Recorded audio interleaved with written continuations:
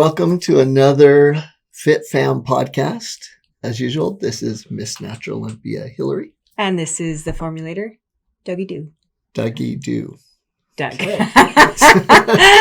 And this week, we're going to go into a topic that probably is the one that we get asked the most about because of our profession and lifestyle more than any other. And that is, what diet do I do? Right? That's the most common thing. Yeah, I think so. I think it's pretty common, although most people that know us know what we do. That's you true. know, but I think when somebody finds something that is either intriguing to them or they found something that kind of works for them, then we get the questions and people want to know about, long term. Yeah. And in fact, this weekend, had a family member call and they know what we teach and the importance of it, but someone else was on a different type of diet. Right. And they're like, okay, give us the truth, the research behind it so we can have some good information to share. Yeah. So that's fun. And Doug probably loves this topic because it'll probably, ignite a few discussions that he doesn't mind having. I, however, this one's going to push me a little bit out of my comfort zone because people aren't going to love everything we have to say about it. Yeah, but what's cool is the truth. And, even though that there's some wiggle room in nutrition, right? You can ask 100 nutritionists what they should eat and you might get 100 different answers. The thing is we're not basing this off opinion. We base it off data. And that's why we've had the jobs we've had in our life. It had really nothing to do with us individually. It had to do with the results and the data. Absolutely. And hopefully that's why a lot of people will follow and listen to the information is because we're basing it off that. In fact, what's cool is a lot of things come back memories, right? Because I've been doing this a little while and everyone makes fun of me because it's been so long. But probably my favorite discussion I've ever had on this subject was back when they have these 2 conferences a year that many go to where they've changed quite a bit, but some of the top formulators, nutritionists, chemists, and that from all over the world meet. And one year, right in the middle of this, the Nutrition West at NNFA NNFA. Yeah, oh, that is fun. And so this one year, right in the middle of this, picture kind of like a giant, like a football field inside, right? If you've ever been to any big type of seminar, it's a huge convention center. Huge convention center. Right in the middle of it, they had a panel and they had a person that was, asking us questions. And in the panel was experts from different areas of nutrition. But it was crazy. It was Dr. Atkins was one of them, right? Yeah. Barry Sears was one of them. I don't know how in the world I got to be put in there because I was definitely the weak link of all of them. But all of these great minds that were really specific, focused in one area, right? High protein diet, which, resembles somewhat like the carnivore diet, things like that. Then even Udo Rasmus was there, who was the big guy on Fats at Hill, Fats at Kill. Anyways, it was just phenomenal. Yeah. But it ended up to where it was me against Dr. Atkins because it was kind of like here I was plant-based, not as much, meat in him, but it really spurred this just phenomenal talk about, and people like talking about it and being aware of their diet. And so hopefully we can do that, even if you don't completely agree with Agreed. The truth. And I just kind of want to, truth. Anyways, I do want to point out something. And you can tell me nay, but no matter what, I'm saying it. So it's this. I think as far as, a consistent diet and what's healthiest for someone, oftentimes it boils down to what you can sustain for a very long time, right? Yeah. As far as health and weight management goes. So, a lot of people want to jump on this diet or that diet, and then what happens is they fall back, right? Because they haven't either changed habits or the diet isn't something that they can live with long term. So that's kind of something that we would really stress, I think, overall, is that what can you do forever? Yeah. And doesn't mean you don't go off and have fun sometimes, but what is your foundation, right? Exactly. What is the foundation that you can live with for the rest of your life? And let's roll with that and kind of set the foundational principles. What are the rules as we're talking about this? Because you're like, well, is it quick weight loss? Is it this? No, it's sustainability for 2 things: optimal health with your body fat and body itself, muscle, fat, so outward, right? Think of the outward, which is part energy, right? But outward, one. And the second foundational principle is inner health, your cellular health. And your organs, how your organs function. Absolutely. Yeah. And so we're going to talk about the different diets based on the ones that are the best for both, right? To be able to reduce body fat, retain lean muscle or build lean muscle. But more importantly than that is to keep the cells healthy, the organ health, and everything. And we're talking about health as a totality. We're talking about clearer thinking. We're talking about heart strength and liver function. We're talking about it all. It all. Yep, that's a great way to put it. So let's jump right into it. So we're not going to go through all the diets for obviously the sake of time today, but we've picked some of the most popular ones that we get asked about a lot. And so we'll start off with kind of the one that's right now in the world still being, talked about and pushed. A lot of it comes from some of these influencers and that really talking and pushing it and different things. And this is a diet that's been around forever, although some people think that, it's new. It's just, I want to make a point that everything runs in cycles and diets run in cycles, right? And I can tell you at different years, ever since 1990, there's these cycles of, it's high protein time. Oh, it's diets and workouts. And workouts, that's true. Yeah, exercise. But what's happened now is as the new cycle comes around, then they'll change the name of it because someone else will be a proponent and they're like, oh, this person invented this diet. And so they'll call it something, but really it's the same diet. Yeah. And they'll have one tiny little tweak and that's why it's different when the foundational principle of the diet is the same. Boom. Exactly. Yeah. Which leads us into the first diet. The carnivore diet. The carnivore diet. And I think Liver King and a few other yahoos out there kind of like been easy really on the name calling. Well, the whole steroid thing gets me a okay, but easy on the name calling. Okay. Nice yahoo. Anyway, so the carnivore diet is what we're going to do is talk about each one a little bit and what it is and, kind of what it looks like in a day so that you know about it. And then we'll come back and talk a little bit more about the effects, good, bad, and that type of thing. Okay. So I want to explain maybe what does a day look like for a carnivore diet. Okay. And I'm just going to kind of read off what we've got here. So because I do not follow the carnivore diet. I mean... Okay. So for someone following the carnivore diet, in a day, their meals would consist almost solely of animal proteins or animal products. Right. So breakfast would include bacon and eggs, while lunch would be steak with butter. And I'm flabbergasted already. I mean, sounds delicious, but okay. And then dinner might consist of grilled chicken or fish. Snacks would also revolve around some type of meat, mostly, and then cheese. So while this diet might offer a protein-rich day, right, as we just spoke, it lacks essential nutrients. So that's kind of where we're going with that. And absolutely. And let's kind of go there with the positives. The positives is, for a lot of people, it's like, oh, that's like you just like, oh, that sounds like good, delicious. Right? Like I get away with a whole bunch of bacon and a whole bunch of junk and butter and craziness. And that's one, I guess, positive is that you look forward to eating those foods. And one of the other, I'm trying to think of positives here to roll with this diet, is that a lot of people will start to feel like, hey, I have a lot more energy because at first their body is switching over and not being able to, utilize carbohydrates or glucose for energy. And what that leads to another diet in a minute, but their body switches over and they're like, oh, this is different. And they think different's better when it's really not. That's one factor.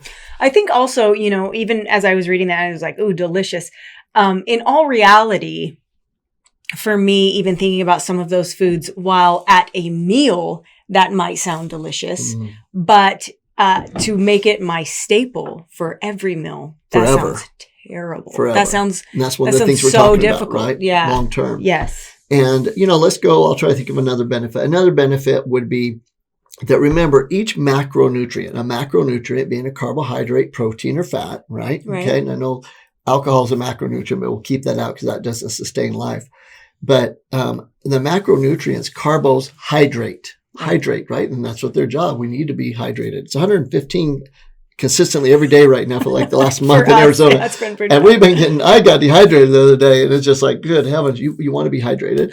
But proteins do act as a diuretic. So at times we can use those to manipulate the body, right? We do that for you before stage and things.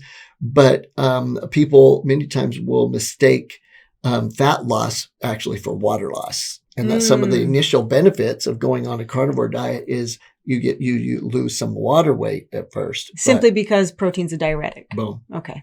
So there's the benefits. But now let's kind of go a little bit further. There's many studies on this, a bunch.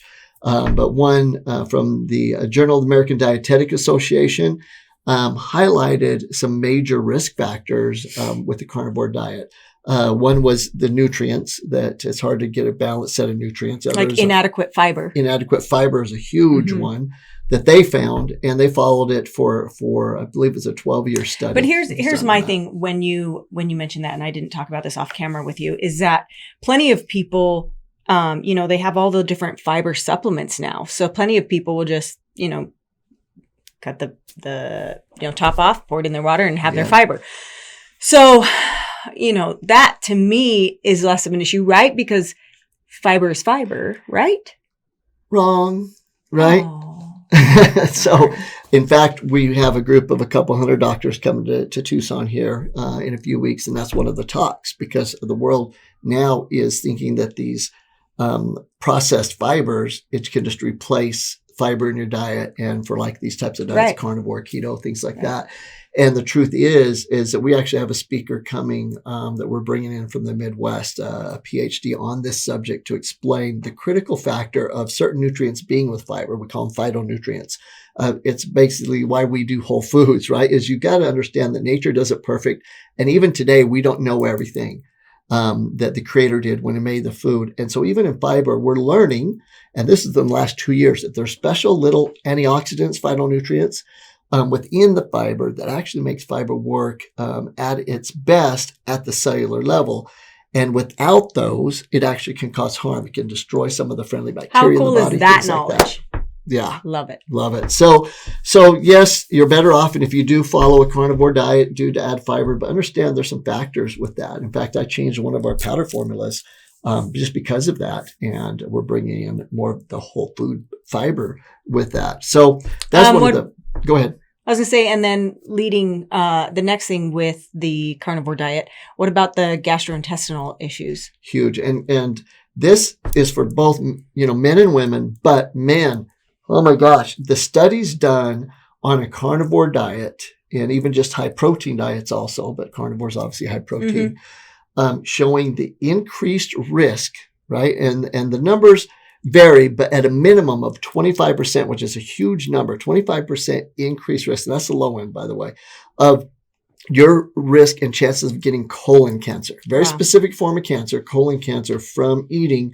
high proteins, especially a lot of meats, red meats, and the diet. And those studies, there's so many of them on that subject. It's undeniable that if you eat a lot of meat, especially men, your risk of getting colon cancer really skyrockets. And so that's a huge one.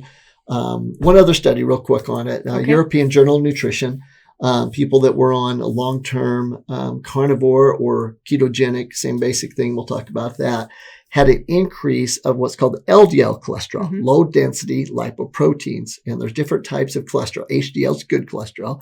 LDL is bad. And there's people now, and people meaning a lot of scientists and chemists and that feel that more importantly than your bad cholesterol and the good, that ratio, right? Cholesterol HDL ratio, that more important that is the LDL and different forms of the LDL. And I agree that both are important, but LDL is bad, is the point. And this study was a long-term study of people on either carnivore or ketogenic diet, and they all increased their LDL levels, which increases your risk of the number one killer today, number one reason that our, life, not just our life is shortened, but quality of life. And that's heart disease. Boom. So carnivore diet, I would have to give it two thumbs down. Two thumbs down. Well, that's one for me. How about you? I'm not doing it, but you yeah. can do it. Come on. Okay. All right. And so, the thing too is long-term. is if you put yourself, and let's jump right back into keto because it's the same basic things. Okay. And so, we have this talk with people a lot. If you go on the carnivore diet and are getting some of the benefits from it, right? There are some benefits that if you go in and out of it, you're losing all the benefits and causing more harm. If you're flooding your body with fats and these things that now your body's using for energy, and then you have a piece of pizza or you have a cake or you have something, carbohydrate, and your body switches back over to glucose metabolism, what's it going to do with all those excess fats it was using for energy? Now the body's not using fats as energy. Boom. It's all bad. All bad. Yeah. I think that right there is kind of the point that I was trying to make when we started this whole thing. What is something that you can live with forever, and man, that's a tough one for me. I can't even fathom that one. So let's go off of the keto diet now too, right? So the ketogenic diet, same basic thing, right, that we're talking about. The day in the life is the same type of thing that you're talking about, right? So but the only difference is maybe a little bit of vegetables. So breakfast instead of just the meats, right? Then our example was bacon and an avocado omelet, right? Okay, got it. So the addition of some vegetables, right, and of course avocado because of the fat content, I'm assuming. Fat content, yeah. So the idea there is high protein, high fat, right? Okay. Yeah. So salmon also would be introduced into this one as well as broccoli, buttered broccoli. Right. So lunch would be like a lettuce wrapped burger with cheese and avocado. Okay. Right. So you minus the bun. You see a lot of people doing that. That's more of a keto type diet, right? So with this one, you are getting some of the healthier fats as well. You are. It is a little better, right? Yeah. And it's kind of the low carb, high fat approach. And it's gained a lot of popularity, mainly because you can reduce a lot of weight at first. I want to be very careful about that weight, not necessarily. Can you explain when somebody goes into ketosis, like the ketogenic diet? Can you explain that? Yeah. So what's funny is ketosis is not a good condition, right? It's an actual condition the body don't want. Now, we'll use it at times for very, very specific things therapeutically, right? There's some cancer protocols, different things, but ketosis isn't a thing that you want to have. And I know some people are going to argue with this, and that's fine. But what ketosis is basically, think about your body was built and meant to, and I know people argue with that too, but was meant to consume carbohydrates that get broken down to glucose and use glucose as energy. So your body's a glucose energy machine. That's what we run off of. Okay. And it's that balance, right? Make sure we have the right amounts and the right type of carbs, and we'll talk about that. But if we quit giving the body carbohydrates, the body wants to live. Yeah. The body's greatest goal is to stay alive. Right? It wants to stay alive. And so there's different processes in the body, gluconeogenesis, a lot of different things. Bottom line is the body has these processes say, okay, no more glucose. Got to find energy somewhere. Yeah, or we're going to die. Right. Right. And so now it starts taking and utilizing proteins, fats, and makes it so that basically you're using fatty acids as the energy source in the body. Sounds great. It does sound great. What's wrong with it? Well, the thing is, it takes energy to do that, right, is one thing. But the problem is that once you go there, again, usually you're deficient in a lot of other nutrients, but what you don't want to do, as I mentioned, switch off of it. So unless you're committed for life of this, it actually can go all bad because you're flooding your body with these fats as energy. And I know I've said it before, but I can't emphasize it enough, is if all of a sudden your body full of fats, because that's what it uses for energy, switches back to glucose metabolism because you ate a carbohydrate, right, some grains or too many fruits or vegetables, then boom, all of a sudden your body has this shock factor. Right. And we don't want to give the body a shock factor right now in the world. Guys, this is the worst time in history to shock the body because most of us are running around with too high of red blood cell count, hematocrit, and it's already a little bit of a strain on the system because of the pandemic, because of COVID, because of vaccines, because of steroids like prednisone or other steroids. Anyways, you don't want to shock the body right now. It could cause some major issues. So that's really one of that's explain what ketosis is. Right? That's great. Yeah. And so the ketosis factor is really a big deal right now. And I'll give you an example. There's so many studies on this. I don't know why it's even an argument anymore. they did studies, and the first studies were for athletes, for like endurance athletes, and like, oh, this is not the way to go. And they proved it. Research showed it. We know of an athlete that I worked with that came from Kenya, that was one of the best marathon runners in the world, switched to R-type diets, and then went back to just a grain diet, and finally got back to speed and won. But the point being is that we knew that for endurance. We didn't know that until just a few years back with strength training for muscle. And now we know that the study was done, and we'll put it in the notes, but the study was done with a group of people for 12 weeks working out, right? And one group was on a keto diet, right? The high fat, protein, low carb diet. And the other group was on just a basic, plant-based diet. They had meat and everything in their diet, but a whole food diet, right? Right. And at the end, the group that was on the keto diet gained 0 extra muscle, like 0. And it was a hardcore weight training program. Wow. And the other group gained, I think it was like 6 to 7 pounds. And it's like, wait a second. So you're stopping true anabolism. Right. Because I used to joke with my friends, and when it wasn't called this back then, it was Atkins and high protein diets, right? I joke with my friends. I said, I like protein more than any of you. And they're like, no, you're not. You're not a high protein guy. You don't follow the Atkins and all this stuff. I'm like, I respect it more than you. And the reason is that I want to spare those proteins to only be used to keep your body anabolic to build muscle. If I ask them to now work to provide energy. Yeah, if you're asking your body to not only use those proteins for muscle building, but you're also asking it to use it for energy. Right. Then you're actually disrespecting protein. And a lot of times your body has to pick and choose. And it's like, well, of course I'm going to use it for energy to keep you alive. I'm not going to allow it to be used for anabolism for muscle. So we love carbohydrates because they're protein sparing carbohydrates. It makes it so that your protein can be used just what it's meant to. And we all know in life that if you specialize in one area, you can get more done. If proteins only have to stick to their one thing, they're going to be a lot more efficient. Love it. So kind of a roundabout thing, but I like it. So basically, carnivore diet, keto diet, pretty much a thumbs down. The only thing is if you're going to stick to it forever. Right. We have a friend that is a plant-based keto, deep into the research, great friend of ours and stuff, but he will live that forever, right? He will never vary. We know he won't, right? Yeah. We've been with him a million times on the road. And so that's the rule. So bottom line is, even if you want to argue some of the benefits of a carnivore and keto, if you're not willing to do that for the rest of your life and not go off of it, I wouldn't recommend it. But even from the research, endurance, strength training, muscle. Oh, we had a friend, bodybuilder friend that went keto for a couple of years. Oh, yeah. And I don't know that it was a couple of years. I think it was a year. Was it a season? Yeah, a season. And he was like, okay, I'm good. But mentally, he thought he was doing great. Yeah, he felt way different. Like, I think you're right. I think sometimes I want to say better, but it was just like this totally different feeling. Yeah. And so because it was so different, it was like, oh, it must be better all around. Well, he found out that it wasn't the best thing for muscle building. So absolutely. And came back the next year and won the Olympia. Yeah. So great job. Okay. So let's move on. Okay. Right. So the next one that we're going to talk about is calorie counting. Yeah. And this one is interesting because in some way, shape, or form, we should all be kind of counting the calories that we eat. We shouldn't be overeating, right?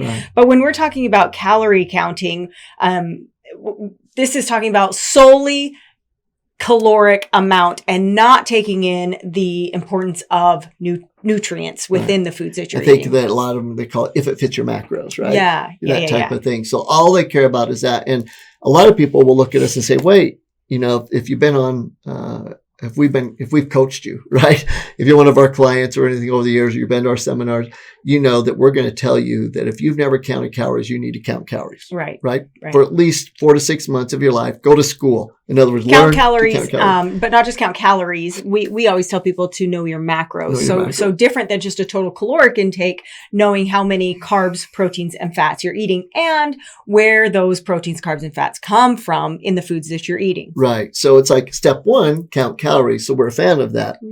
But in the same breath, we're like, but we have to make sure those are high quality. And so a calorie counting diet only the benefits of that is awesome that you're learning about calories, how many calories in this food and that. If you've never done it before, it's crazy. Everyone comes to us like, I had no clue this food had this many calories or this much fat in it and that. And so it's really great from that perspective. So that's one benefit. You learn, you're educated on it. Right.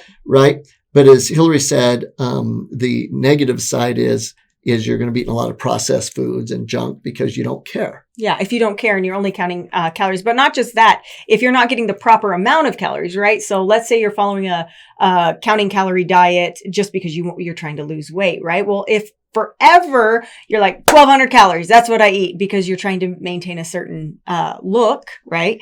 Well, the problem is you're not getting the nutrients and you're not getting enough calories that could sustain a healthy metabolism forever, right? Absolutely. So that's a big one. And from our work with athletes, right? And that also comes back to muscle gain. That's it. That's what I was going to kind of go with it, is that in our line of work, so Hilary being the athlete and being the pro bodybuilder and working with a lot of them. And then for me in the NBA and Olympics and all the sports, it's interesting because we'll always have these athletes count calories. We want to get them dialed in because we want a certain body fat percentage, right? And that type of thing. We want to keep the body anabolic, be able to, blah, blah, be able to build muscle, but also reduce body fat.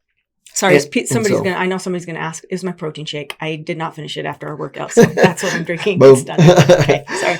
Did you make the hour window?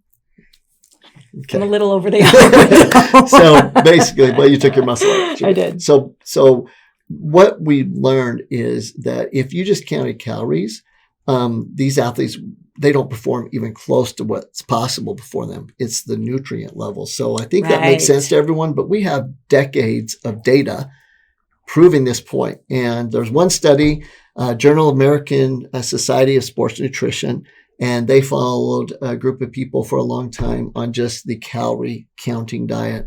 And they found that reductions, like you just mentioned, in muscle mass, metabolic rate, basically risk of disease went up long term because they had such a deficiency, because people are like just eating whatever they wanted, right? And that type thing. So, you know what? That leads us to, because it's a really good point. Let's jump into, I'm going a little off track. Is that okay? I just think the flow's better. Let's go to intermittent fasting, and we're going to catch some good stuff from this one. I don't know that I actually even want to hit this one. This one's a tough one.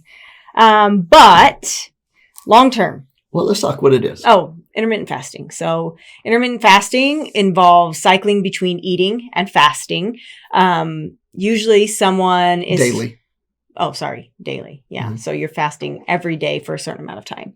And I don't know a ton about intermittent fasting, but the fasting windows vary, right? Give an example. So, for example, somebody could be following a 16-8 method, which would mean you're fasting for 16 hours and you eat during an 8-hour window, which in all reality, that one is not too bad if you think about it. Right. Maybe a little bit.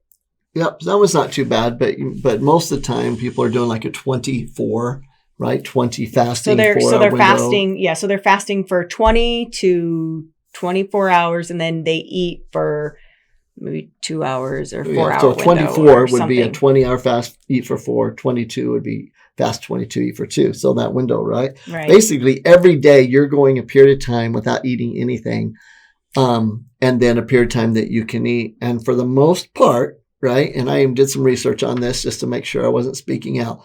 For the most part, true intermittent fasting, when you go into it, basically they're like, hey, eat what you want during that window, right? And then you get some people, that's not true. You want to eat healthy. You do want to eat healthy. But intermittent fasting at its core is, here's your window.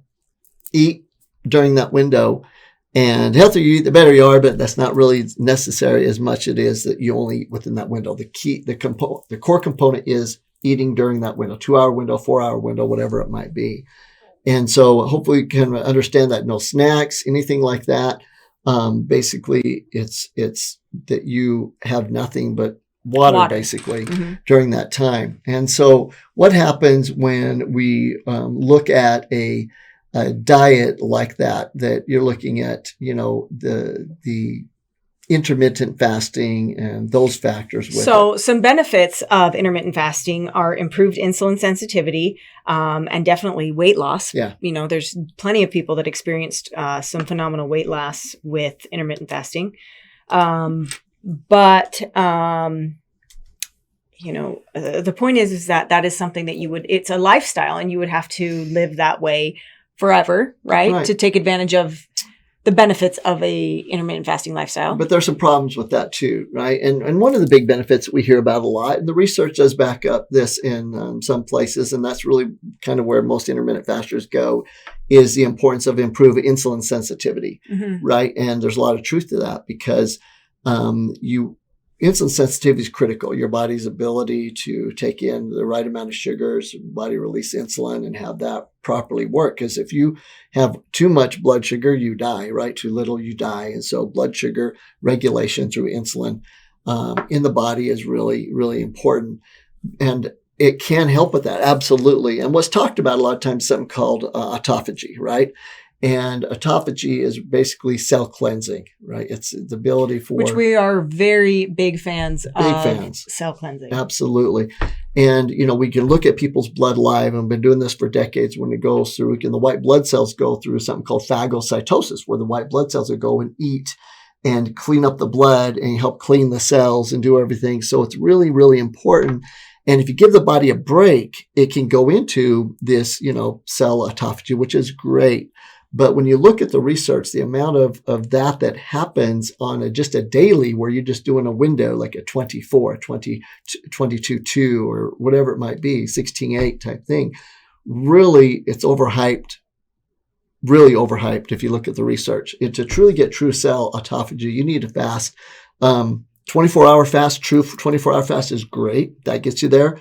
48, even better. But a 72-hour fast every 4 months or so, phenomenal cell autophagy. It's all you need, and it really brings the cells back strong so they can work and do their job, and then you come back and cleanse it again. Something you partially do on a daily basis, really, if you look at the research, isn't that great. So the big benefits, yes, you get some cell autophagy with intermittent fasting. Yes, you get some insulin sensitivity improvements with it. And definitely some weight loss. Absolutely. And the weight loss comes down to the ability to not overeat during that window, right? Because it's still calories in, calories out for the most part, for just weight loss, right? Not totally health, but weight loss. And for some people, right, that's the only way they've been able to take in less calories than their body burns. And that can be a good thing. Yeah, it absolutely can be a good thing. And so what are some of the negatives to intermittent fasting? And this is the one where for some reason I catch a lot of flack on this from, the armchair quarterbacks out there, social media and stuff. But the research is very, very straightforward on this. Research has been done many times, even all the way back into 2015, study with Tinsley and Bounty, that what they found was that if you go on intermittent fasting, that it leads to muscle loss. And so you're like, well, how does it lead to muscle loss? Right? Because usually muscle is based on how much protein you get. Yeah, but how much protein can you actually utilize when... Boom. Yeah, that's the secret word. I think Hilary said it best, what you can utilize. What they found in the study is people say, well, I need 150 grams of protein. Let's just say that's what you need, right? Well, I'm going to get it in my window. Well, if you give yourself just a few hour window, the truth is this argument about how much protein you should eat, right? And your body can only absorb so much. Eating protein isn't the point. The point is what your body absorbs and utilizes for protein synthesis, right? You can actually utilize and absorb almost all the protein you eat. And that's a big argument. How much can I have in a meal and all that? Look, your body can absorb. You eat a ton of protein. Your body will absorb it, right? And utilize it, but it can only utilize a certain amount for anabolism, right? For protein synthesis. That's the difference. No one wants to go down that argument. It blows me away. How much protein can you eat per meal? Dude, you can eat hundreds of grams of protein and your body will use that protein, but only a small amount of it for protein synthesis. So what does that mean in this picture? I think I'm probably going off on getting people confused.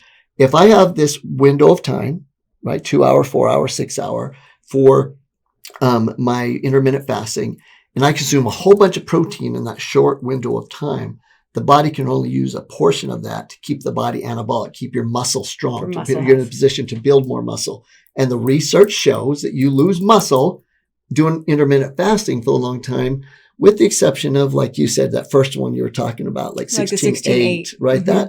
That one's, that one's pushing it to maybe get the benefit of spreading out your protein enough to keep your body anabolic, right? Right. So that one's not bad, but anything less than that, guys, we have some friends that we've said, hey, you fall off the bandwagon so easy and they're struggling. So we're like, intermittent fasting for them is how they keep their calories in check. Mm-hmm. But we also looked at them and said, look, these people have a lot of muscle, right?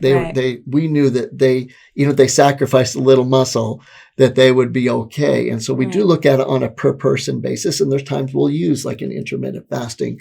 But it's only when they won't know how many calories they're taking and eat the right foods. Like if they just, no matter what, are going to go off and, they don't have their focused, intense thought strong enough. They don't have their health identity traits strong enough.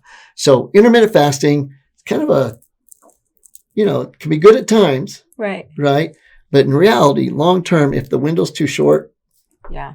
Muscle synthesis or protein synthesis for muscle strength and growth is really, really important. Really important. So we believe in muscle. We think it's very vital for health. Okay.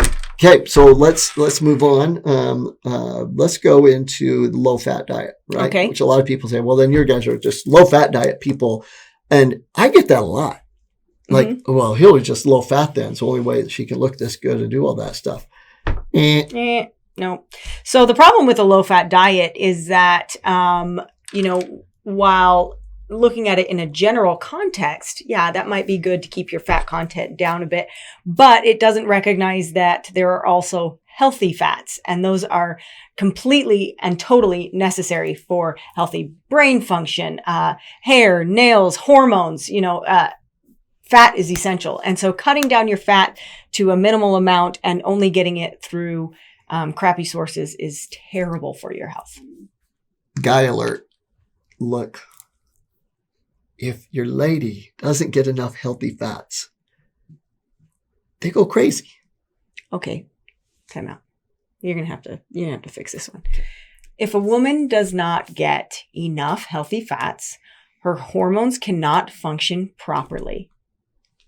Doug, you're taking that out of this podcast. No, how about this? It's not their fault. It's not. And it happens to guys too. Okay. Okay, and so that's true. You better. It goes, guys, crazy. Bottom line is, and I know I'm playing with that, but the truth of the matter is, it's not your fault. And that's where I was wanting to go with that, with guys and gals, is if you don't get enough healthy fats, your body can't make hormones. And if your body can't make hormones, that means that some are going to be higher than others and lower than others.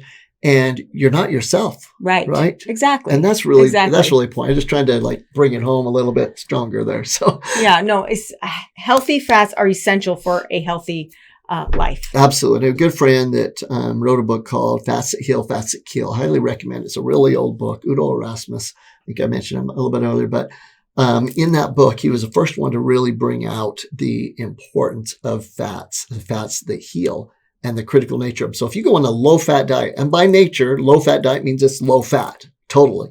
Not good. Not good.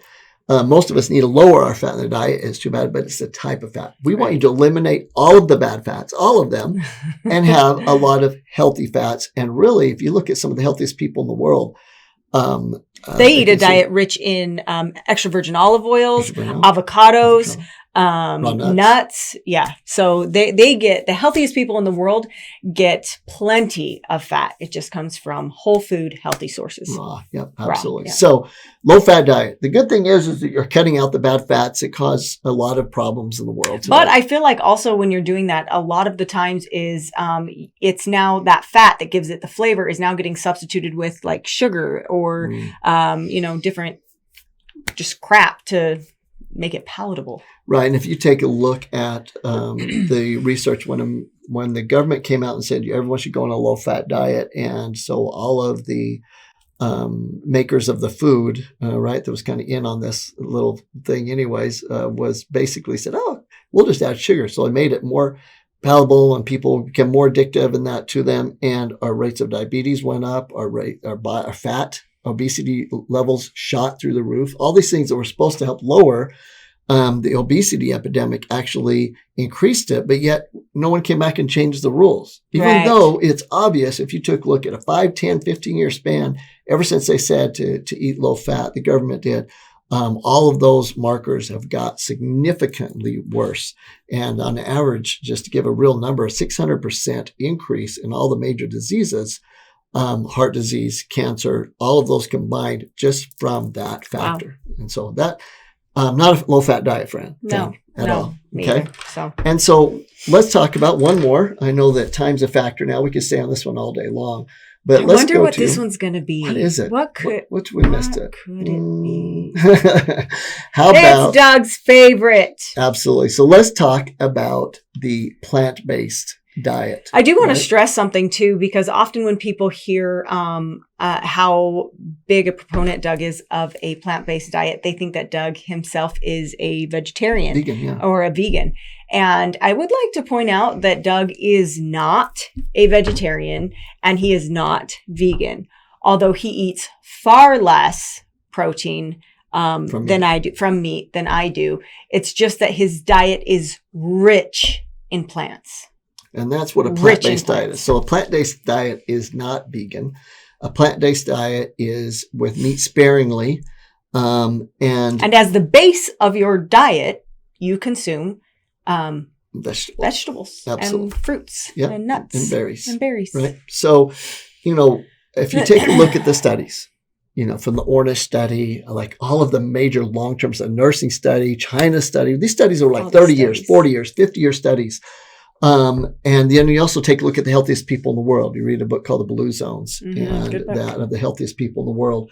Then what you'll notice is that the people that followed a plant-based diet, which they had mainly vegetables, berries, nuts, fruits in their diet, and that ate meat sparingly. And grains. A lot of grains, right? They eat sparingly, meat sparingly, but they did have a lot of grains, that they have the most energy. They live the longest, right? Their anxiety is lower. Their depression is lower. Yeah. Absolutely. So reduced risk of cardiovascular disease. Our daughter keeps trying to call. I know, my phone and your phone. Reduced risk of cardiovascular disease, diabetes, cancers, basically all across the board, lowered risk of disease on a plant-based diet. So what does that mean? What that means is that we really got to focus in on our diet being really the baseline of it needs to be vegetables, healthy grains, berries, and getting away from the processed food. I think oftentimes too, Doug and I had this conversation, and then we had seen something posted on social media not too long ago, but somebody made the point that, this person who follows this diet says, no, I feel so much better. So this is the right diet. And the next person, no, I follow this diet and it's so much better. I feel so much better. Well, oftentimes the component that's the same with them is that they've gotten off of processed food. Right. And that's why they feel so much better. And so a plant-based diet where your processed food is minimal is by far the healthiest way to go. Also minding, and I feel like you don't have to mind your calories as much when you're doing a plant-based diet, because you're never going too far into bad fats, and you're never having proteins that are hard to break down. 100%. And so the plant-based diet overall, and I feel like it's the easiest, although it's obvious, this is my opinion, the easiest long-term to go with, as well as the easiest to allow times of treats and to get back on. Here's how I look at that. I am a carbohydrate-driven human. I love carbohydrates, and I also love to feel good. So that means that I love to have fruits and vegetables and grains, things that are really high in carbohydrate value, right? I am also somebody that does enjoy a cookie, right? Or, something that, a piece of cake or something that's not healthy.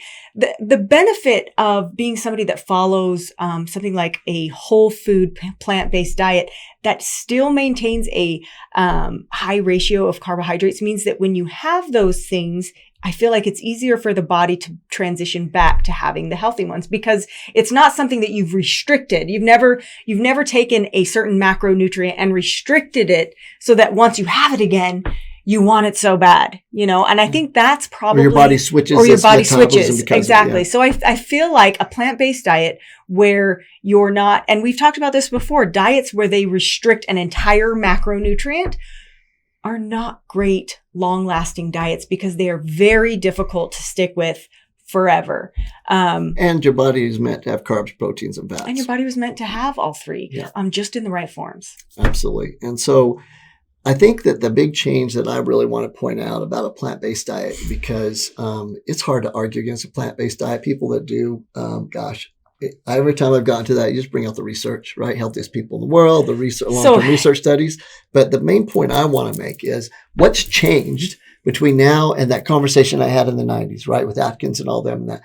It's that at that point in time in the early 90s, processed food wasn't as prevalent. And so now you're like, plant-based diet. And you'll look at things and say, here's some these are oils from plants, right? But when they're highly processed vegetable oils, or you can justify these things to say it's a plant-based diet. And in all reality, if they are processed foods and the carbohydrates are easily processed, they can be very damaging in the body. And that's where I think the plant-based diet now sometimes gets a bad rap because people are consuming the wrong type of plant-based things. They're consuming processed plant foods. And so plant-based diets is by far the healthiest way to go, but you have to work to reduce the amount of processing that happens to the food. So you want the sweet potato or even the potato versus the fries, that type thing.